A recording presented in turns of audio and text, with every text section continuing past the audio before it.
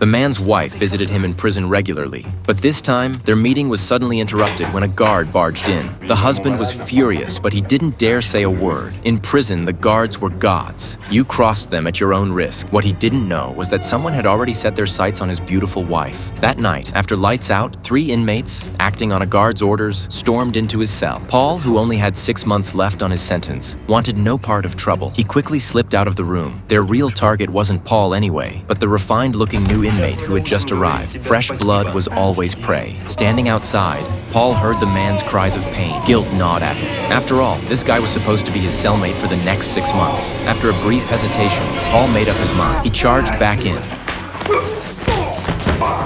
When the guards saw one of their pawns getting beaten down, they immediately called for backup. By the time help arrived, Paul was already locked in a brawl with the 3 thugs. They eventually pinned him against a locker, and it looked like he was done for, until the guards stormed in, scattering the gang and saving him from a serious beating. But the rescue came at a steep cost. Paul's sentence was extended by another 6 months, and now the gang had him marked for revenge. Days later, during a prison-organized music performance, the 3 bruisers finally made their move. They cornered Paul. It turned out Paul wasn't just another inmate. He was a bank robber. Everyone who came after him wasn't looking for payback. They wanted the fortune he'd stolen. Paul refused to give up the location of the money. His whole plan was to serve his time, walk free, and spend the rest of his life in luxury with that hidden cash. But he never imagined the thugs would target his wife and daughter.